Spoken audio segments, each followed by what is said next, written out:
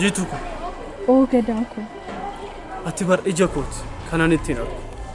Gurra ko kanan ittiin dhaga'u. Sammuu koo kanan ittiin yaadu. Maal akka keessa jiru beektaa? Deebiin irraa barbaadamu gadaa. Waan hundumatti na gaafatte kana keessa anatu jira bara. Jiitu maaltus keessa jira? Ambar waan na keessa jiru miti, waan si keessa jiru miti, waan ana keessa jiru sirriittan beeka. Akkamitti beekte? Hunduma ilmaan Oromoo sammuu koo, onnee koo, dhiiga koo, guutuu qaama koo keessa jiru. Anis isaan keessa hin jira. Kun hundi qaama kee keessa kireeffatanii jiraatu moo? Lakki gadaa koo akkas jechuu koo miti. Ilmaan koo hundi dhiiga koo, lafee koo, sammuu koo fi qaama koo guutuu keessatti argamu. Anis isaan keessatti hin argamu. Kan kireeffatanii na keessa jiran. Habultu dubbii.